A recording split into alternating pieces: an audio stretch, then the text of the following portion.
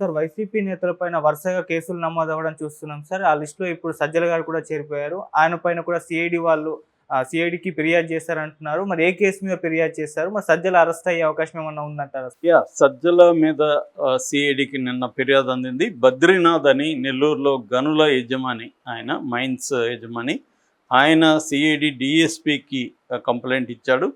అందులో ప్రధానంగా ఏంటంటే నెల్లూరు దగ్గర సైదాపురం మండలం జోగపల్లి అనే ఒక గ్రామంలో ఒక పొలం మైనింగ్ చేస్తున్న ఒక పొలం యాక్చువల్గా అది వివాదాస్పదంగా కోర్టులో ఉంది.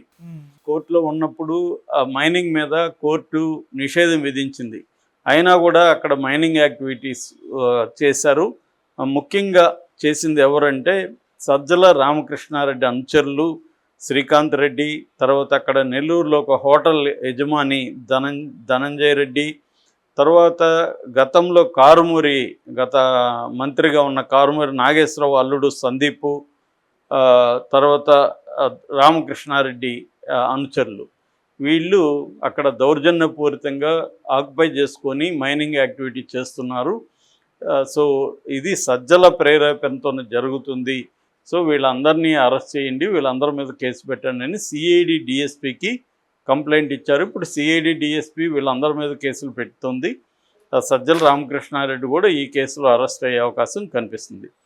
ఇది ఒకటే కాకుండా సజ్జల మీద వరుసగా మనకి కేసులు 1 by 1 స్టార్ట్ అవుతున్నాయి. ఎందుకంటే ఇప్పుడు ఎక్కడ ఏ కుంభకోణం జరిగినా సజ్జల్ని దాంట్లో ఇరికిచ్చేస్తారు. ఎందుకంటే మనకి ప్రధానంగా జగన్కి ఒక మౌత్ పీస్ లాగా సజ్జల ఉన్నాడు. అట్లాగే సకలకాల శాఖ మంత్రిగా కూడా సజ్జల ఉన్నాడు. ఎందుకంటే జగన్కి ముందు నుంచి కూడా మన మోడీలాగా మీడియాతో మాట్లాడే అలవాటు లేదు. డైరెక్ట్గా వచ్చి మీడియాతో మాట్లాడడం, మీడియా సమావేశాలు పెట్టడం, ఎప్పటికప్పుడు జరుగుతున్న పరిణామాల మీద తన అభిప్రాయాలు చెప్పడం, క్లారిఫికేషన్ ఇవ్వడం, ప్రజలకు సందేశం ఇవ్వడం, ఇటువంటి జగన్ ఎప్పుడు చేయలేదు. సో దానికి తనకు బదులుగా ఒక ఆల్టర్ ఈగో లాగా సజ్జలను పెట్టుకున్నాడు. సజ్జలంటే తనకు ఫస్ట్ ఏంటంటే లాయల్గా ఉన్న వ్యక్తి, తర్వాత సీనియర్ జర్నలిస్టు, సాక్షి ఎడిటర్గా ఉన్నాడు. ఆయనకి కొంత సర్కిల్ ఉంది. రెండోది సజ్జల వాళ్ళ ఫ్యామిలీ ఫ్రెండ్స్ వాళ్ళు, జగన్ అండ్ సజ్జల. సో అందువల్ల నమ్మకస్తుడు, రెండోది నాలెడ్జ్ ఉంది తనకి అని చెప్పి తనని పెట్టుకున్నాడు. సో దీనివల్ల ఏమైందంటే ప్రతిదీ ఇప్పుడు అదేదంటారు పాపాల భైరవుళ్ళు అని, గెలుచుంటే సజ్జలకు మంచిగానే ఉండేది. ఓడిపోవడంతో ఇప్పుడు అందరూ కూడా జగన్ని తిట్టలేక సజ్జలని, ధనంజయ రెడ్డి, సీఎంఓ ఆఫీసర్ ధనంజయ రెడ్డి, వీళ్ళిద్దరిని దోషులుగా చేస్తున్నారు. నిజానికి మన కామన్ సెన్స్ ఉండేవాళ్ళు ఎవరైనా ఆలోచిస్తే ఇప్పుడు ఎమ్మెల్యేలని, ఎంపీలని, ఇంపార్టెంట్ నాయకుల్ని జగన్ కలవకపోవడం వెనక వీళ్ళిద్దరే ఉన్నారనేది ఆరోపణ. జగన్ చెప్తేనే కదా వీళ్ళు చేస్తారు. జగన్ కలవాలనుకుంటే వీళ్ళు ఎలా అడ్డుపడతారు? కాకపోతే ఏంటంటే వీళ్ళు కూడా అధికారం ఉన్నప్పుడు, ఎందుకంటే వీళ్ళకి ప్రజలు ఇచ్చిన అధికారం కాదు, జగన్ ఇచ్చిన అధికారం ఇది. జగన్కి మాత్రమే లాయల్గా ఉంటే చాలు. అందువల్ల ఇలాంటి వాళ్ళని పెట్టడమే తప్పు, జగన్ తప్పది. ఎందుకంటే వీళ్ళకి ప్రజలకి ఎప్పుడైనా కూడా ప్రజలకి దగ్గరగా ఉన్న ప్రజాప్రతినిధులు అయితే వాళ్ళకి కొంత బ్రాడ్ థింకింగ్ ఉంటుంది. అంటే ఒక విషయాన్ని మనం చేస్తున్నప్పుడు, నిర్ణయం తీసుకున్నప్పుడు ఇది ప్రజల్లో పార్టీకి ఎలా ఉంటుందో అవన్నీ కనీసం ఆలోచిస్తారు. వీళ్ళకి ఇది ఉండదు. వీళ్ళు ఏంటంటే ఒక బ్యూరోక్రాట్స్ లాగా బిహేవ్ చేస్తుంటారు. ఇలాంటి వాళ్ళు ప్రతి గవర్నమెంట్లో ముఖ్యమంత్రుల దగ్గర ఉంటారు. సో వాళ్ళు ఏంటంటే లాయల్ ఇది మాత్రమే ఇచ్చి వీళ్ళని పెట్టుకుంటారు. సో దానివల్ల వచ్చే ప్రాబ్లమ్స్ ఇది. వాళ్ళేమో కన్వీనియంట్గా మనకి అనుకూలంగా ఉంటారు. మన దగ్గర జరిగే సీక్రెట్లు కావచ్చు, ఇంకోటి వీళ్ళ దగ్గర నుంచి దాటిపోదు, ఇట్లాంటివి వాళ్ళ అవసరాలు ఉంటాయి. కానీ దాని సైడ్ ఎఫెక్ట్లుగా చాలా నష్టాలు కూడా జరుగుతాయి. అంటే డైరెక్ట్గా కలిసే మెకానిజం లేకపోతే ఇలాంటి వాళ్ళు ఒక్కోసారి వీళ్ళ వల్ల ఇబ్బంది అవుతుంది. కానీ ఓవరాల్గా వీళ్ళిద్దరు కూడా జగన్ కంట్రోల్లో ఉంటారు. జగన్కి ఆలోచన ఉండాలి, మనం డైరెక్ట్గా కలవాలి ఎంపీలని, ఎమ్మెల్యేలని, అప్పుడు మనకి డైరెక్ట్గా సోర్సు నుంచి డైరెక్ట్గా తెలుస్తుంది. అనేది ఉంటుంది. ఇప్పుడు ఎప్పుడైనా కూడా జగన్తో మాట్లాడడం, జగన్తో చెప్పుకునే విషయాలు వేరే ఉంటాయి. సజ్జలతోనో ధనంజయ రెడ్డితో వచ్చేసరికి వాళ్ళు మ్యాటర్ ఆఫ్ ఫ్యాక్ట్ లాగా చెప్పేసి వెళ్ళిపోతారు, కానీ ఒక పర్సనల్ టచ్ ఉండదు. ఎప్పుడైనా రాజకీయాల్లో పర్సనల్ టచ్ ఇంపార్టెంట్. అవును. అప్పుడే నీకు అనేక విషయాలు బయటకు వస్తాయి. ఆ పర్సనల్ టచ్ లేనప్పుడు ఏమవుతుంది, ఏదో కట్టె కుట్టే తెచ్చేలాగా చెప్పేసి ఇది ఇది ఇది సార్కి చెప్పండి అనేసి వెళ్ళిపోతారు. వీళ్ళు మళ్ళీ దాన్ని చెప్పేసరికి అది ఇంకా డైల్యూట్ అయిపోతుంది. సో జగన్ దగ్గరికి వెళ్ళేసరికి అది డైల్యూట్ అయిపోయి ఇదేం పెద్ద విషయం కాదులే నువ్వు చెప్పేసేయ్ అని చెప్తాడు. అంటే ఒక సీరియస్ విషయం కూడా జగన్ దగ్గరికి వెళ్ళేసరికి ఫిల్టర్ అయిపోయి మైనస్లోకి వెళ్ళిపోతుంది.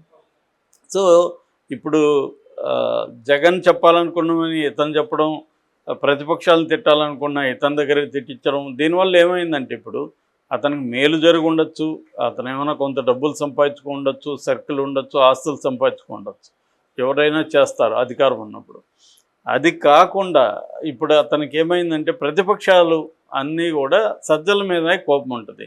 సజ్జలను ఖచ్చితంగా నెంబర్ 2గా పరిగణిస్తున్నప్పుడు జగన్ తర్వాత సజ్జల మీదే వీళ్ళకి కోపం ఉంటుంది. కాబట్టి ప్రతి కేసులో సజ్జలను ఇరికిస్తారు. సజ్జల హ్యాండ్ ఉందా లేదా అనేది మనకు పక్కన పెడితే ఖచ్చితంగా ప్రతి కేసులో సజ్జల ఉంటాడు. ఆ రకంగా సజ్జల కూడా ఇప్పుడు జైలుకి వెళ్ళే అవకాశాలు ఖచ్చితంగా ఉంటాయి. సజ్జలు కూడా ఫేస్ చేయాలి ఇవన్నీ.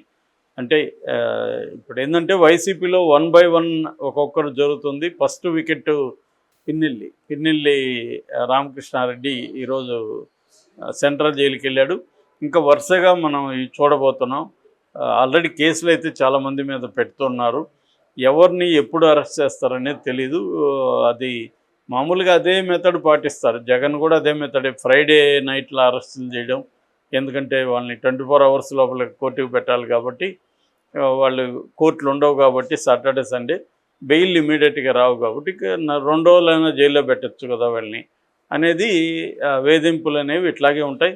ఫ్రైడే లేట్ నైట్ ఎప్పుడో లేదా సాటర్డే ఎర్లీ మార్నింగ్ పోయి అరెస్టులు చేస్తారు. ఇది అన్నీ కామన్గా అందరూ చేసే టాక్టిక్సే. దీంట్లో ఏమి పెద్ద తెలివితేటలక్కర్లు, ఎవడైనా ఇది చేస్తారు. సో ఈ క్రమంలో వరుసగా ఇప్పుడు మనం అనేక కేసులు సజ్జల మీద ఉండబోతున్నాయి. సజ్జల కొడుకు సజ్జల భార్గవ్, అతనేమో సోషల్ మీడియా ఇన్ఛార్జి కాబట్టి ఆల్రెడీ సోషల్ మీడియా వాళ్ళని పట్టుకొని మోకాళ్ళ మీద నిలబెట్టి సారీలు చెప్పడం అనేది ఒక బ్యాచ్ చేస్తుంది, తెలుగుదేశంలో బ్యాచ్. వాళ్ళు ఏంటంటే వీళ్ళ మీద వ్యక్తిగతంగా ఎవరెవరైతే చేశారో వాళ్ళని పట్టుకురావడం, వాళ్ళ మీద ఇచ్చేయడం. గతంలో ఏమో తెలుగుదేశం ఇలా చేయకుండా కేసులు పెట్టి అరెస్ట్ చేస్తుంది. వీళ్ళేమో ఒక పక్క కేసులు కూడా పెడుతున్నారు, రెండో పక్క వీళ్ళే చట్టాన్ని చేతుల్లోకి తీసుకొని మోకాళ్ళ మీద నిలబెట్టడం, వీడియోలు చేయడం, ఏడిపించడం వాళ్ళ దగ్గర. ఇవన్నీ ఆల్రెడీ 5-6 నేనే చూశాను, ఇలాగా వస్తున్నాయన్నమాట. సో ఇది నేను ముందే చెప్పాను, మనం రోజు ఒకటి చెప్పుకుంటామని చెప్పాను. రివెంజ్ పాలిటిక్స్ అనేది పెద్ద ఎత్తున స్టార్ట్ అయిపోయింది. June 4th నైట్ నుంచే స్టార్ట్ అయిపోయింది. సో ఇంకా రోజు ఒకటేమో కేసులు పెట్టి వీళ్ళందరినీ జైళ్ళల్లో పెట్టి, ఒక కేసులో బెయిల్ వస్తే ఇంకొక కేసులో బెయిల్ రాకుండా ఈ PT warrant, prisoner in transit warrant, ఈ పీటీ వారెంట్ ఇష్యూ చేయించి మళ్ళీ ఆ కేసులో అరెస్టులు చేసి ఇలాగా. అంటే రేపు ఎన్నికల ముందు కూడా ఇవి జరిగే అవకాశం ఉంది. ఎందుకంటే ఇప్పుడు